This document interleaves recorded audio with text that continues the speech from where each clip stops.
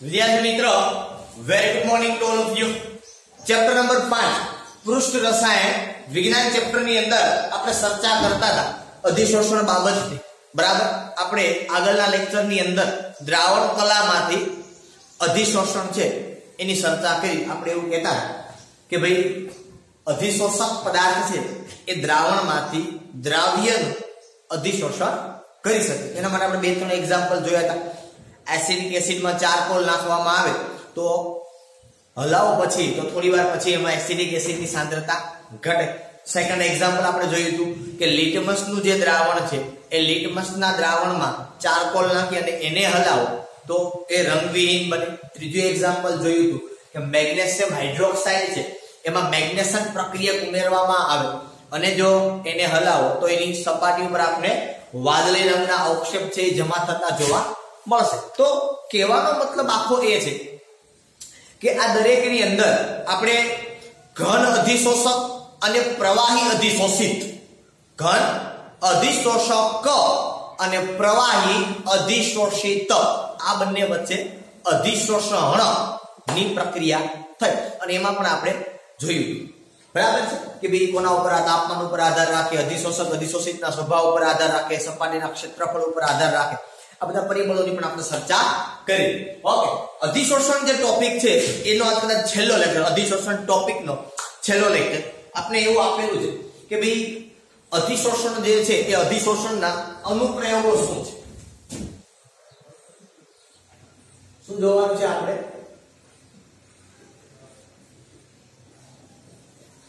અધિશોષણના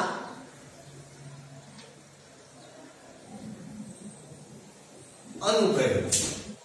બરાબર કે ભાઈ અધિશોષણ જે થાય છે તો એ અધિશોષણના અનુપ્રયોગો. અનુપ્રયોગો એટલે શું તો કે અધિશોષણના ઉપયોગો. બરાબર કે ભાઈ અધિશોષણની ઘટના આપણે આ ભણ્યા, અભ્યાસ કર્યો આટલો. ઘન અધિશોષક ઉપર વાયુને અધિશોષિત, ભૌતિક અધિશોષણ, રાસાયણિક અધિશોષણ, પછી દ્રાવણમાં અધિશોષણ, આ બધા અધિશોષણ છે એની આપણે ચર્ચા કરી. તો આનો ઉપયોગ કઈ કઈ જગ્યા ઉપર થાય એનું લિસ્ટ આપણે આપેલું છે. 10 જગ્યા ઉપર આનો ઉપયોગ થાય. એ 10 જગ્યામાં કેવી રીતે એનો ઉપયોગ થાય છે આ વાતની આપણે ચર્ચા છે એ કરવાની છે. બરાબર છે. ચાલો, એ 10 ની અંદર પહેલું આપણે આપેલું છે ઉચ્ચ શૂન્યાવકાશ પ્રાપ્ત કરવા. શું કરવા માટે? ઉચ્ચ શૂન્યાવકાશ પ્રાપ્ત કરવા માટે. ઉચ્ચ શૂન્યાવકાશ પ્રાપ્ત કરવાનો મતલબ શું? પ્રથમ શૂન્યાવકાશ કેવી રીતે પ્રાપ્ત થાય? શૂન્યાવકાશનો મતલબ શું તો કે એની અંદર હવા હોવી ના જોઈએ, ભેજ કાંઈ હોવું ના જોઈએ, એને શૂન્યાવકાશ કહેવાય. બરાબર. તો જનરલી શૂન્યાવકાશ છે આપણે કેવી રીતે કરીએ તો કે શૂન્યાવકાશ પંપ દ્વારા. કોના દ્વારા કરીએ આપણે? શૂન્યાવકાશ પંપ દ્વારા. કે પાત્રની અંદર શૂન્યાવકાશ પંપ ફિટ કરીને અંદરની જે હવા છે એ બધી એને શું કરવામાં આવે? બહાર કાઢી લેવામાં આવે. પણ અમુક પ્રમાણ 0.05 કે 0.01% જેટલું હવા કે ભેજનું પ્રમાણ છે એ જે પાત્રને તમે શૂન્યાવકાશ કીધું એ પાત્રની સપાટી સાથે ચોંટેલું હશે.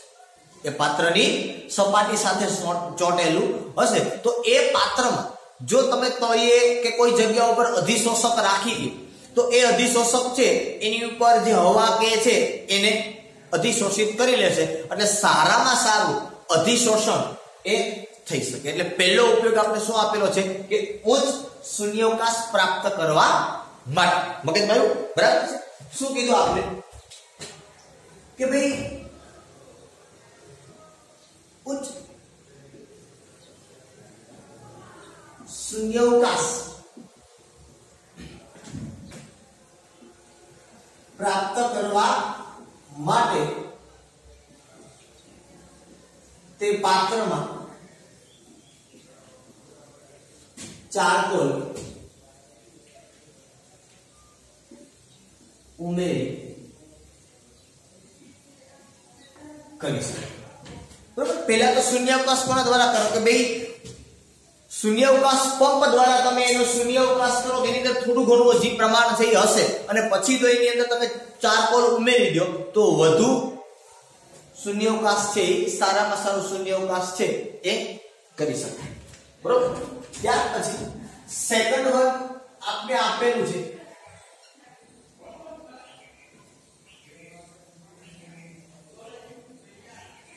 ગેસ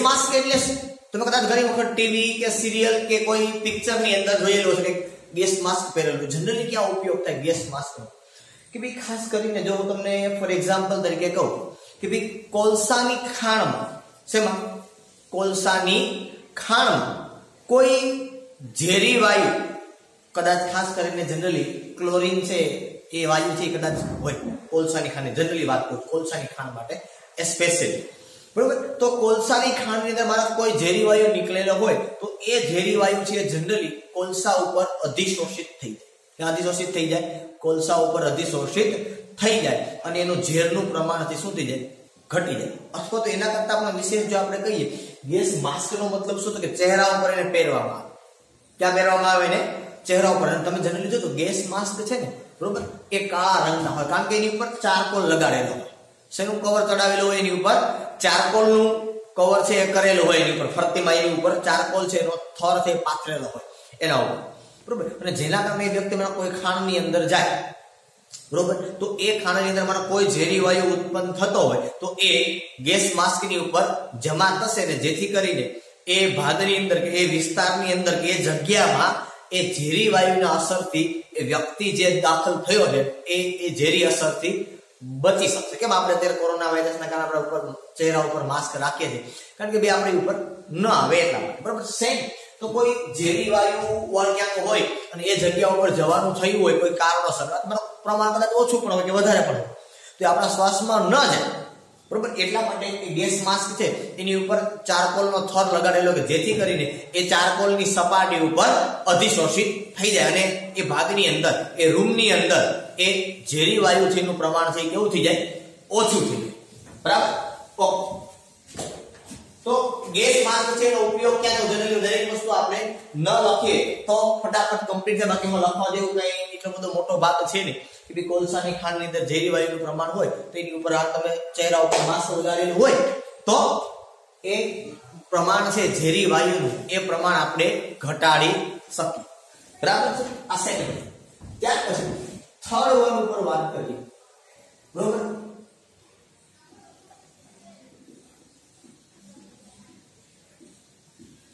ભેજનું નિયંત્રણ હવે ભેજનું નિયંત્રણ છે એ જનરલી બે વસ્તુ વડે થાય સિલિકા અને એલ્યુમિના જેલ વડે ભેજનું અથવા તો વડે ભેજને નિયંત્રિત કરી શકાય સિલિકા જેલ અથવા તો એલ્યુમિના જેલ છે એ કોઈ જગ્યા ઉપર ભેજનું પ્રમાણ હોય અને એ ભેજનું પ્રમાણ ઘટાડવું હોય નિયંત્રણ કરવું હોય તો સિલિકા અથવા તો એલ્યુમિના જેલ એ પાત્રની અંદર રાખવામાં આવે કે જેથી કરીને એ સિલિકા જેલ અથવા તો એલ્યુમિના જેલની સપાટી પર ભેજનું અધિશોષણ થાય યાદ રાખજો આ જે કોઈ પણ પ્રક્રિયા કરીએ છીએ એ બંધ પાત્રની અંદર થતી હોય તો જ થાય નહીતર ન થાય બરાબર છે એટલે તો ઓળખ્યું થાય બંધ પાત્ર હોય તો જલ્દી બરાબર છે ત્યાર પછી ભેજનું નિયંત્રણ ત્યાર પછી નંબર 4 દ્રાવણમાંથી રંગીન દ્રવ્યને દૂર કરવા માટે પછીનો ઉપયોગ કયો લીધો આપણે કે દ્રાવણમાંથી રંગીન દ્રવ્ય છે એ આપણે જોયું હમણાં આગળના લેક્ચરની અંદર જ જોયું આપણે દ્રાવણ કલામાં અધિશોષણની અંદર કે દ્રાવણમાંથી રંગીન દ્રવ્યને દૂર કરવા માટે નાના માટે ખાસ કરીને આપણે પ્રાણીજ ચારકોલનો ઉપયોગ કરી શકીએ શેનો ઉપયોગ થઈ શકે પ્રાણીજ ચારકોલ બરોબર એ ચારકોલ કરી પણ શેમાંથી બનેલો કોલસો એ પ્રાણીજ ચારકોલ બરોબર કે એના મળમૂત્રમાંથી બનેલો જે ચારકોલ છે એ પ્રાણીજ ચારકોલ કહેવાય બરોબર મૂત્રમાંથી તો ના બને પણ મળમાંથી બને તો એ ચારકોલનો જનરલી દ્રાવણમાંથી રંગીન દ્રવ્યને આપણે આગળના લેક્ચરની અંદર જોયું કે ભાઈ લિટમસનું દ્રાવણ હોય તો એમાંથી રંગવિહીન બનાવે બરોબર એવી રીતે કોઈ પણ એસિટિક એસિડ કે બીજો કોઈ પણ પદાર્થ ઉપર જેની વાત આપણે રંગીન કરી આની પહેલા તમને એક્ઝામ્પલ આપ્યું હતું મિથિલિન બ્લુ કે મિથિલિન બ્લુના દ્રાવણની અંદર ચારકોલ નાખીને હલાવીને તમે એને ગાળી લો તો રંગની તીવ્રતાથી ઘટી જાય તો રંગ વિહીન થઈ જાય. મિથિલિન બ્લુ કલર હોય તો બ્લુ રંગના કણો એ ચારકોલ ઉપર જમા થાય. બરોબર. ચલો આ નંબર 4. નંબર 5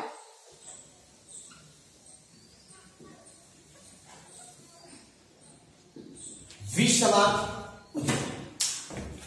તો એવું આપણે કીધું છે કે વિષમાંગ ઉદ્દીપકની અંદર કે ઘન ઉદ્દીપક અથવા તો ઘન અધિશોષણ એ અધિશોષણ પ્રક્રિયાનો વેગ વધારે.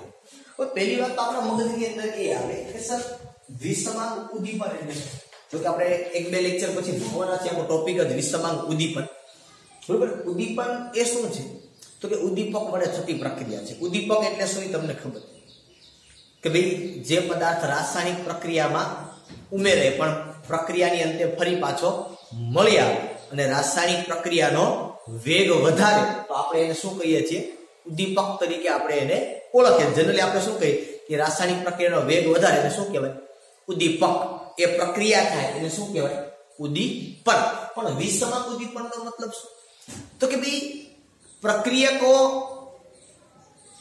નિપજો અને ઉદ્દીપક આ જુદી કલામાં હોય જુદી અવસ્થામાં હોય તો એને વિષમાંગ ઉદ્દીપન કે મતલબ પ્રક્રિયકો જે અવસ્થામાં હોય એ અવસ્થામાં ઉદ્દીપક ન હોય. દાખલા તરીકે હેબર વિધિ છે. હું તમને સિમ્પલ એક્ઝામ્પલ આપું કે હેબર વિધિ છે N2 આ ગેસ પ્લસ 3H2 આ ગેસ અહીંયા આપણે ઉદ્દીપક તરીકે આયનનો ઉપયોગ કરીએ છીએ જે સોલિડ. અહીંયા મને મળે છે 2 મોલ એમોનિયા ગેસ. તો પ્રક્રિયક અને નિપજની કલા કરતા ઉદ્દીપકની કલા છે કેવી છે જુદી છે. તો આવા ઉદ્દીપનને વિષમાંગ ઉદ્દીપન કહેવાય. આવા ઉદ્દીપનને શું કહેવાય વિષમાંગ ઉદ્દીપન કહેવાય. મેં તમને આગળ સમજાવ્યું કે આ આયનની સપાટી પર નાઇટ્રોજન અને હાઇડ્રોજનના વાયુઓ છે એની સપાટી પર અધિશોષિત થાય. આપણે આવું આગળ ભણી ગયેલા છીએ. તમને કદાચ ખબર હશે કે માનો કે આ કોઈ તમારો ઘન અધિશોષણ હોય. બરોબર. માનો કે આ ઘન અધિશોષણ બીજો કોઈ નહીં આપણો આયન જ છે.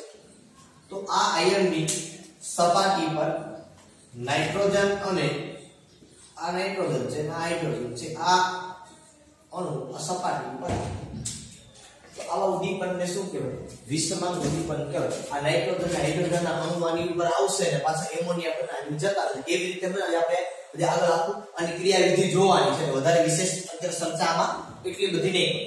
બરોબર. તો જનરલી ઉદ્દીપકનું કામ શું છે તો કે ભાઈ પ્રક્રિયાનો વેગ વધારે. દાખલા તરીકે આ એક એક્ઝામ્પલ તમે લઈ શકો કે ભાઈ હેબર વિધિમાં શું લખવાનું હેબર વિધિમાં આયન છે એ ઉદ્દીપક તરીકે કામ કરે છે.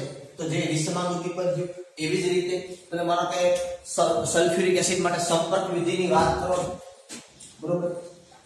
SO2 gas plus O2 gas એની અંદર આપણે શું વાપરીએ છીએ વેનેડિયમ પેન્ટોક્સાઇડ એ સોલિડ હોય V2O5. અહીંથી આપણે શું મળે SO3 આ 2 મોલ હોય આ 2 મોલ હોય. બરાબર. તો આ જે પ્રક્રિયા છે એ પણ કેવી છે વિષમાંગ ઉદ્દીપન છે. આમાં પણ V2O5 તમે એથી ને બદલે V2O5 લીધું N2 અને H2 ને બદલે SO2 અને O2 લીધું. એવી જ રીતે વનસ્પતિ તેલમાંથી વનસ્પતિ ઘી મતલબ હાઇડ્રોજનેશનની જે પ્રક્રિયા છે બરોબર એ નિકલ ઉદ્દીપકની હાજરીમાં વનસ્પતિ તેલ માંથી આ નિકલ ઉદ્દીપક મળે. વનસ્પતિ ઘી તમે જે બનાવો છો મતલબ વનસ્પતિ તેલ એટલે આ શું હોય તો કે આ બીજું કઈ ન હોય આ આલ્કીન હોય. લાંબી શૃંખલાના કાર્બન વાળો આલ્કીન હોય. એ નિકલ ઉદ્દીપક પર તમે હાઇડ્રોજનેશન પ્રક્રિયા કરો એનો મતલબ કે તમારે આની અંદર પ્લસ H2 હાઇડ્રોજન ઉમેરવાના છે. એમાંથી શું બને વનસ્પતિ ઘી હાઇડ્રોજનેશન. એટલા માટે કહેવામાં આવે કે હાઇડ્રોજન ઉમેર શું થાય હાઇડ્રોજન ઉમેરે એટલે શું કહેવાય હાઇડ્રોજનેશન. હાઇડ્રોજન દૂર થાય તો એને કહેવાય ડિહાઇડ્રોજનેશન. બરાબર. ઓકે. ત્યાર પછી આપણે ચર્ચા કરી આગળ ઉપર આ પાંચમો એપ્લિકેશન થઈ કે પાંચમો ઉપયોગ છે. આપણે 10 ઉપયોગ જોવાના છે. નંબર 6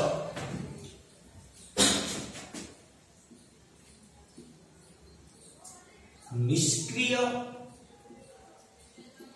વાયુઓનું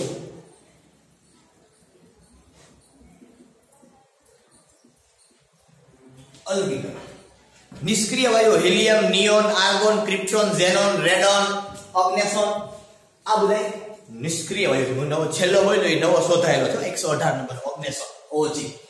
નિષ્ક્રિય વાયુઓ છે એનું અલગીકરણ તમારે કરવું હોય તો ચારકોલ વડે થાય, પણ એ નાળિયેર ચારકોલ હોય. એ જે ચારકોલ હોય કેવું નાળિયેર ચારકોલ, અને જુદા જુદા તાપમાન ઉપર આનો ફેરફાર થશે. પણ અહીંયા કેમ આપણે કીધું નાળિયેર ચારકોલ વડે થાય, તો અહીંયા કોના વડે નાળિયેર ચારકોલ વડે. ચારકોલ કરી પણ કોનો નાળિયેર, બરોબર. નાળિયેરમાં તમને ખબર પડે, મારે વધારે વિશેષ સમજાવવાની જરૂર નથી કે ભાઈ કોઈ એક તાપમાને માનો કે ભાઈ નાળિયેર ચારકોલ ઉપર હિલિયમ અધિશોષિત થતો હોય તેના કરતા જુદા તાપમાને ઓલું થાય. કારણ કે તમને ખબર છે ભૌતિક અધિશોષણ છે, બરોબર, એમાં તાપમાનનો ક્રાંતિક તાપમાનનો ખૂબ જ અગત્યનો ભાગ છે. કારણ કે જેનું ક્રાંતિક તાપમાન વધારે હોય એનું અધિશોષણ પહેલા થાય. તો સેમ પ્રમાણે કે ભાઈ જુદા જુદા તાપમાન અથવા તાપમાનના ફેરફાર સાથે આ નિષ્ક્રિય વાયુઓ છે એનું અલગીકરણ થઈ શકે છે. ક્યારે? જુદા જુદા તાપમાન. આ કન્ડિશન આપણે છે આપણી પાસે.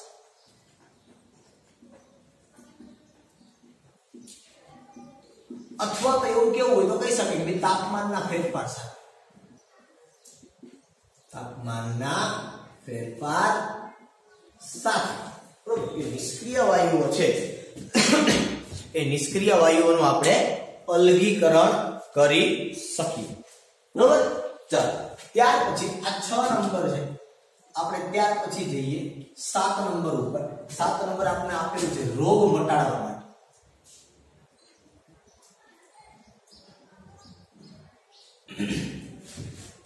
ઘણી બધી એવી ઔષધો છે કે જે ઔષધોને તમે તમારા શરીર ઉપર લગાડો, મતલબ કે ચોંટાડો, તો એની ઉપર અધિશોષકો છે એ જમા થાય અંદરની ભાગ. બહારની ભાગમાં એક બાજથી કીટાણુ આવીને, કારણ કે તમને રોગ તો અંદર થયો છે ત્વચાની અંદરના ભાગમાં, કે જે કંઈ છે બ્લડમાં કે કોઈ પણ, તો એ દવા મને ત્યાં ચોંટાડવામાં આવે તો અંદરના ભાગની અંદર દવા ચોંટેલી છે, તો એ સ્તરની અંદર જીવાણુ છે એ સપાટી ઉપર જમા થશે, એ રોગના જીવાણુ. અને એ જીવાણુ મને અધિશોષક જે તમે ચોંટાડ્યો એ શું થયું તો કે એ થઈ તમારી દવા, બરોબર. એ દવાના ત્વચાની અંદરનો ભાગ છે એ બધા સૂક્ષ્મ કણો છે એની ઉપર જમા થશે, અને એની ઉપર જમા થશે એટલે એ અધિશોષક તરીકે તમે કોના વાપરો છે તો કે દવાને વાપરી છે, બરોબર છે. તો એના કારણે તમે રોગ છે એ મટી શકે. સપોઝ હું તમને સિમ્પલી એવી વાત કરું છું કે માનો કે ભાઈ આ ધારો કે તમારો હાથ છે, બરોબર, અહીંથી તમારી માનો આવી રીતે દોરતા તો નહીં આવે, ખોટું નથી દોરવું. આ તમારા હાથ ઉપર મારો અહીં ક્યાંક લાગેલું છે, એટલે આ ભાગ ઉપર આપણે ક્રીમ લગાવી દઈએ.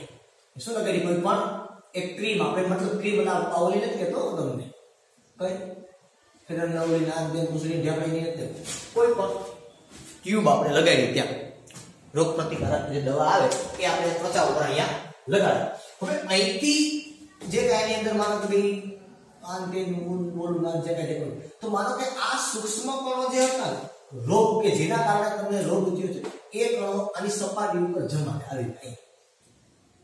હવે આ તમારી ઔષધ છે. શું છે? તમે જે લગાડી એ દવા છે, મતલબ તમારી ઔષધ છે. તો આ ઔષધની સપાટી પર અંદરના ભાગમાં જ આવશે, તો આ રોગના કણો છે અહીંયા જમા થશે અને આની ઉપર જમા થયા રાસાયણિક બંધનની રચના થશે, અને એના કારણે એ રોગના કણો છે સપાટી પર જમા થશે, મૃત્યુ પામશે, એટલે રોગ છે તમને મળશે. ઘણી બધી ઔષધો છે એનો અધિશોષક તરીકે, આ ઔષધ છે આપણે અધિશોષક તરીકે આપણે એનો ઉપયોગ કરીએ છીએ. શેના માટે?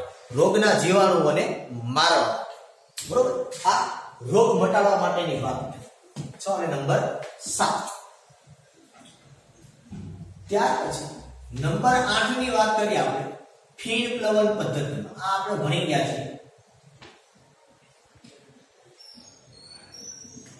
ફીણ પ્લવન પદ્ધતિ કે ભાઈ નિમ્ન કક્ષાની સલ્ફાઇડ અયસ્ક, મતલબ કે નીચી જાતની સલ્ફાઇડની જે કાચી ધાતુ છે એ સલ્ફાઇડની કાચી ધાતુને તમે એની સાથે અંદર અમુક પદાર્થો ઉમેરો એટલે તમને આપણે આગળ વાત થઈ હતી કે ભાઈ સલ્ફાઇડ વાળી અશુદ્ધિ છે એને દૂર તમારે કરવી હોય તો કેમ કરાય? તો કે એની અંદર તમે પાઇન ઓઇલ ને ઓલિવ ઓઇલ ને આન તેન જેન્થેટ સંયોજનો ને એ બધું તમે નાખો, બરોબર છે. એટલા માટે ફીણ સાથે ઉપર આવશે, બાકી અશુદ્ધિ છે ક્યાં આવી જશે?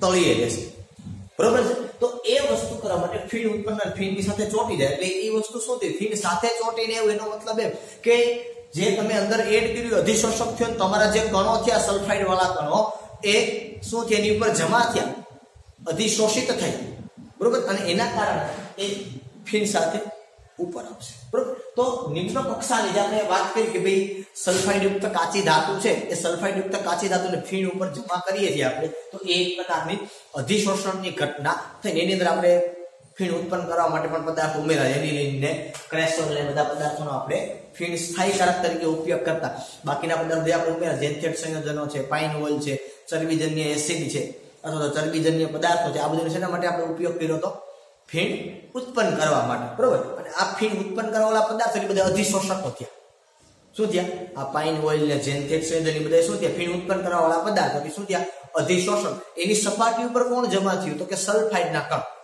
તો સલ્ફાઇડના કણો આપણા માટે શું થયા અધિશોષિત થયા બરોબર તો એ ફીણ પ્રવહન પદ્ધતિની અંદર આપણે એનો ઉપયોગ કરીએ છીએ બરોબર શુદ્ધિકરણ કરવા ત્યાર પછી તમને આપેલું છે નંબર 9 અધિશોષણ સૂચકો તમને કીધું છે અધિશોષણ સૂચક પહેલી વાત તો એ આવે સૂચકો એટલે શું તો કદાચ તમને ખબર હશે કે તમે 11મા ધોરણની અંદર પ્રેક્ટિકલ કર્યો ટાઇટ્રેશનનો એસિડ અને બેઝ ગુલાબી રંગ આવતો ખબર એમાં તમે એક બે ટીપા નાખતા પેલા તમે 10 ml એસિડ લેતા પીપેટ વડે કોનિકલ ફ્લાસ્કમાં બરાબર છે અને પછી તમે ઓલા એક બે ટીપા નાખતા ની ફિનોપ્થેલિન શું હતું એ ફિનોપ્થેલિન એને સૂચક કહેવાય ઇંગ્લિશમાં કહેવાય એને ઇન્ડિકેટર શું કહેવાય ઇન્ડિકેટર મતલબ કે સૂચકનું કામ શું છે કે તમે એ એસિડ લો તમે ઉપરથી પછી બ્યુરેટની અંદર તમે ટાઇટ્રેશન કરશો મતલબ હલાવશો એને બરાબર એટલે ખબર ઓલો ગુલાબી રંગ ધીમે ધીમે આવતો બરાબર છે તો એ રંગ પરિવર્તન લેવડાવે શું લેવડાવે તમને રંગ પરિવર્તન અપાવે એસિડ સાથે તમે બેઝ ભેગો કરી દો એટલે તમને ખબર છે કે એસિડ વત્તા બેઝ તમે લ્યો એટલે ક્ષાર વત્તા પાણી તમે આવી પ્રક્રિયા કરો કે એસિડ પ્લસ બેઝ તો સામે તમને શું મળે કે ક્ષાર વત્તા હવે આ ક્ષાર મળ્યો છે કે નહીં તમને એ ખબર કેમ પડે તો કે એ ખબર પાડવા માટે આની અંદર આપણે ભેગું સૂચક નાખવાનું આવે શું નાખવાનું આવે ભેગું તમારાની અંદર સૂચક તો તમને ખબર પડે કે હવે તમારો જે ક્ષાર છે ને એ બની ગયો મતલબ તમે શું યાદ કરો છો તમે પેલા 10 ml એસિડ લેતા કોનિકલ ફ્લાસ્ક પછી એક બે ટેપા તમે સૂચક નાખતા બરોબર પછી તમે શું કરો તો તમે નીચે બ્યુરેટ હોય તો બ્યુરેટ નીચે તો કોનિકલ ફ્લાસ્ક ને હલાવો ઉપર એક બે ડ્રોપ ધીમે ધીમે નાખતા તો સાઈડ પર તમે ધારોડી પાડી જતા મને ખબર બરોબર તો ધીમે ધીમે તમે નાખતા કલર ચેન્જ આવે એ કલર ચેન્જ જે આવે ને રંગવિહીનમાંથી ગુલાબી એ બતાવે કે હવે તમારો ક્ષાર બની ગયો છે મતલબ કે એસિડમાં તમારે જેટલો બેઝ જોઈએ છે જેટલી સાંદ્રતા પ્રમાણે એટલો બેઝ તમે એડ કરી દીધો છે અને તમારું દ્રાવણ રંગીન બની ગયું ગુલાબી રંગ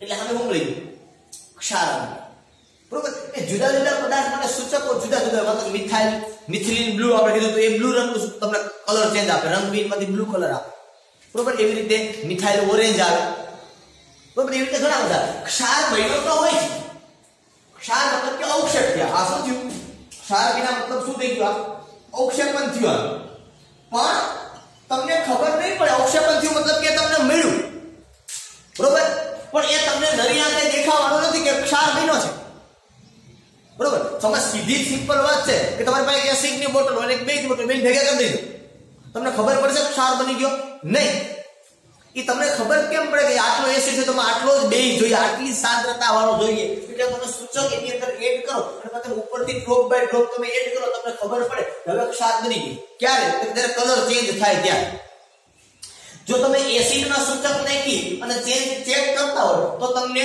રંગવિહીનમાંથી ગુલાબી રંગ મળે અને જો તમે બેઝમાં સૂચક નાખી પછી તમે એસિડ ઉપરથી ઉમેરતા હોય બ્યુરેટની અંદર તો તમને ગુલાબીમાંથી રંગવિહીન મળે ઊંધું થાય બીજું કઈ ચેન્જ ન પડે ફરી પાછું કહું છું કે તમે 10 ml બેઝ લીધો એમાં તમે સૂચક નાખો ફિનોપ્થેલિન બરોબર તો ગુલાબી રંગ સીધો થઈ જાય તમે બ્યુરેટમાં એસિડ ભર્યો તો તમને ગુલાબી રંગમાંથી રંગવિહીન મળે અને જો તમે એસિડ છે એ લીધો હોય 10 ml આને તમે બ્યુરેટમાં રાખ્યો હોય બેઝને તમે જનરલી ક્યાં રાખવામાં આવે બ્યુરેટમાં આમાં તમે ક્યાં લ્યો પીપેટ આ બેને તમે કોનિકલ ફ્લાસ્ક ની અંદર એક બે ડ્રોપ આના નાખો 10 ml આ તમે લીધો જનરલી તમે જે કંઈ કીધું 25 કીધું તો 25 તમે બરાબર પછી તમે એમાં ધીમે ધીમે ડ્રોપ બાય ડ્રોપ યુરિન વડે તમે બેઝ એડ કરો એટલે ક્ષાર બને ધીમે ધીમે ક્ષાર બનતો જાય તમને કલર ચેન્જ બતા મેં તમને કીધું કે જો તમે પીપેટ ને એસિડ માં લીધો અને સૂચક એડ કર્યું હોય કોનિકલ ફ્લાસ્ક માં આપણે અન્ય પીપેટ વડે એસિડ લીધો તો તમને શું મળે તો કે તમને રંગનીમાંથી ગુલાબી રંગ મળે પણ જો તમે ઉલટું કરો આ બેની જગ્યા બદલી નાખો તો તમને ગુલાબીમાંથી રંગ બરોબર તો એવા ઘણા બધા સૂચકો આ તો આમાં અધિશોષણની પ્રક્રિયા થતી નથી પણ એવા ઘણા બધા સૂચકો છે કે જે સૂચકોની અંદર અધિશોષણની પ્રક્રિયા થાય દાખલા તરીકે સિલ્વર હેલાઇડ જે છે ક્યાં સિલ્વર હેલાઇડની જે પ્રક્રિયા છે બરાબર સિલ્વર હેલાઇડ તો આ સિલ્વર હેલાઇડ છે એક ક્ષાર છે AgCl શું છે એ ક્ષાર કેવી રીતે થાય પરંતુ સિલ્વર નાઇટ્રેટ છે તમે લીધું હોય અને એની તમે પ્રક્રિયા કોઈ પદાર્થ સાથે કરતા હોય કોઈ પણ Cl વાળો પદાર્થ તમે કોઈ પણ લઈ લો માનો કોઈ પણ ધાતુનો ક્ષાર છે બરાબર MCl હું કહી દઉં કોઈ પણ ધાતુનો ક્ષાર તમે અહીંયા પ્રક્રિયા તો શું બને તો કે આ AgCl MnO છે હવે AgCl બને ને તો આ અવક્ષેપ છે તમારો શું છે AgCl શું છે અવક્ષેપ છે પણ આ અવક્ષેપ તમને મળ્યા કે નહીં ખબર ન પડે એટલે એના માટે તમારે અહીંયા જે સૂચક એડ કરવો પડે ને એ સૂચક તરીકે ઇવોસિન અને ફ્લોરોસિન આ બે સૂચકોનો ઉપયોગ થાય કોનો ઇવોસિન અને ફ્લોરોસિન એ શું થાય તો કે આ જે અવક્ષેપ છે ને એની સપાટી ઉપર અધિશોષણ થાય કોનું આ ઇવોસિન અને ફ્લોરોસિન કોની AgCl ના મતલબ સિલ્વર હેલાઇડ ના અવક્ષેપ ઉપર કોણ ચોંટે તો કે ઇવોસિન અને ફ્લોરોસિન આ સિલ્વર હેલાઇડ અધિશોષક છે આ બંને અધિશોષિત છે બરોબર તો ઇવોસિન અને ફ્લોરોસિન અવક્ષેપની ઉપર જમા એટલે તમને કલર ચેન્જ જોવા મળે શું જોવા મળે તમને ત્યાં કલર ચેન્જ છે જોવા મળે બરોબર આ અધિશોષણ સૂચકો એને કહેવાય તમે જે એક બે ડ્રોપ ઉમેરો રંગ પરિવર્તન લાવવા માટે શું કરવા માટે રંગ પરિવર્તન લાવવા માટે તમે જે એડ કરો એટલે શું કહેવાય સૂચકો કહેવાય અધિશોષણ સૂચકો અને ત્યાર પછી છેલ્લો ભાગ જે આપણે આપેલો છે એ ક્રોમેટોગ્રાફી અલગીકરણનો આપેલો છે છેલ્લો જે પોઈન્ટ આપણે આપ્યો નંબર 10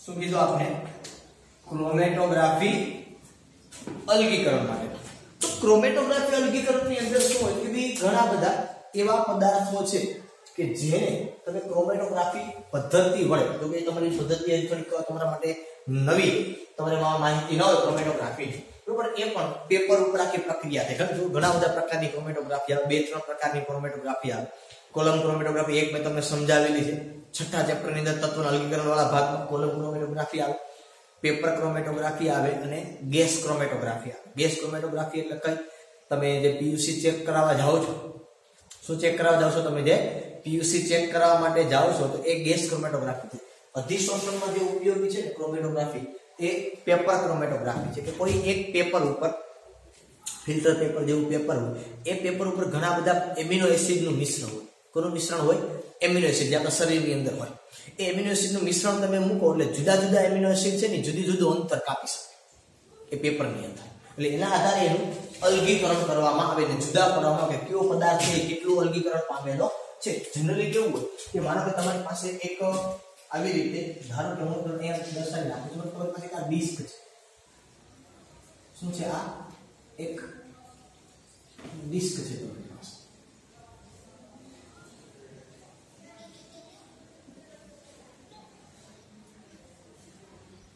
આ ડિસ્ક છે બરોબર હવે આ ડિસ્ક છે ને એની અંદર તમે પ્રવાહી ભરેલું છે શું ભરેલું છે પ્રવાહી એટલે આ ડિસ્કની અંદર શું કરવામાં એક પેપર લેવામાં આવે અને એ પેપરને વચ્ચેથી તોડીને નીચે ફૂલ જેવું ભાગ કરી કાપી અને ચોંટાડી દેવામાં આવે બરોબર એટલે પછી આ પેપર જે હતું ને આખું પેપર એ આખા પેપરને આની ઉપર રાખી દેવામાં આવ્યું અહીંયા આ આખું પેપર આવ્યું બરોબર આ મોટું એવું પેપર હોય આ પેપરને આની ઉપર આપણે જમા કરી દઈએ બરોબર આ પેપર આવી જાય પાછા આવી મોડેલ હોય મારા સપોઝ આવી રીતે હોય માનો કે ભાઈ આ નીચે ડિસ્ક છે મારી પાસે આ ડિસ્કની ઉપર આવી જાવ પેપર રાખેલું હોય બરોબર. હવે આ પેપરની અંદર વચ્ચે એક્ઝેક્ટ મેં છિદ્ર પડીને એકડે ભાગની અંદર એમિનો એસિડનું મિશ્રણ હોય.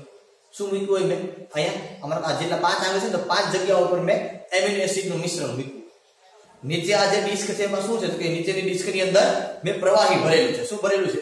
પ્રવાહી. અને અહીંથી હું છિદ્ર પાડીને એક વાટ મૂકી દઈશ કે જે વાટ સુધી ક્યાં જશે કે નીચેના પાત્રના પ્રવાહીને અડશે. એટલે ધીમે ધીમે એ પ્રવાહી છે ને એ બધું આ કાગળની ઉપર ધીમે ધીમે ફેલાશે. પણ એ જે પ્રવાહી છે ને એની અંદર એમિનો એસિડ ઓગળશે એટલે જુદા જુદા એમિનો એસિડ છે ને અહીંથી જુદું જુદું અંતર કાપશે. જુદા જુદા મેં તો હું મૂક્યું છે આ ઉપર મિશ્રણ મૂક્યું છે એટલે જુદા જુદા એમિનો એસિડ છે ને જુદું જુદું અંતર કાપશે એટલે આ પેપર ઉપર એ ચોંટી જશે. એ જે એમિનો એસિડ ને ઉપર નાખ્યા મિશ્રણ નાખ્યું હતું આ પેપર ઉપર એમિનો એસિડ બધા મૂકી જાય ચોંટી જશે બરાબર. એની ઉપર ચોંટી જશે પછી બધા એમિનો એસિડ કેવા પડી જાય તો કે અલગ પડી જાય. કારણ કે આ કામ જ થાય કે જુદા જુદા એમિનો એસિડ અહીંથી જુદું જુદું અંતર કાપશે. બધા વધારે પડતા દોડવાના નથી. એ ડિપેન્ડ અપોન એમિનો એસિડ કયો છે એના ઉપર આધાર રાખશે. આવી રીતે ક્રોમેટોગ્રાફી અને અલ્ગીગ્રાફી ખાસ કરીને પેપર ક્રોમેટોગ્રાફી કે શું કહેવાય પેપર ક્રોમેટોગ્રાફી એના દ્વારા એનું અલગીકરણ કરવામાં આવે મતલબ કે એ પદાર્થોને છૂટા પાડવામાં આવે બરોબર. તો આ 10 ઉપયોગો છે કે આ 10 ઉપયોગો છે એ અધિશોષણના ઉપયોગો છે કે જેની અંદર આપણે અધિશોષણની ઘટના છે એ ભણીએ છીએ બરોબર. કે ખાંડ છે એને રંગવિહીન તમારે કરવી હોય તેની અંદર આપણે આ વસ્તુ જે તમારી આવી ગઈ દ્રાવણમાંથી રંગીન દ્રવ્યને દૂર કરવા તો બેસ્ટ એક્ઝામ્પલ ખાંડનું લઈશું. આપણે આગળ મેં તમને એક્ઝામ્પલ આપ્યું કે ભાઈ અપરિષ્કૃત ખાંડ હોય મતલબ તમે શેરડીના રસમાંથી સીધી જે ખાંડ મેળવી એ પીળા કલર જેવી ખાંડ બરોબર. એને તમે જો પ્રાણી ચારકોલમાંથી પસાર એને કરો એ દ્રાવણને પછી તમે દ્રાવણને ગાળી એટલે પીળો રંગથી બધી ચારકોલની સપાટી ઉપર જમા થાય તમને જે નીચે મળે એ રંગીન પ્રવાહી મળે પછી તમને સૂકવી દો એટલે સફેદ કલરનો ખાંડ છે એ આપણે મળે બરાબર. ઓકે તો અહીં સુધી આપણે આજના માટે કદાચ તમને 3 માર્કમાં આવું પણ પૂછે આખો ટોપિક આની અંદર કવર થઈ ગયો. અધિશોષણના ઉપયોગો જણાવો બરાબર. આવું પૂછે તો આપણે 3 માર્કની અંદર પૂછ્યું તો મિનિમમ તમારે 6 ઉપયોગો લખવા પડે બરાબર. ઓકે ચાલો અહીં સુધી આપણે આજના માટે રાખીએ. ફરી પાછા આપણે નવા લેક્ચરની અંદર મળશું.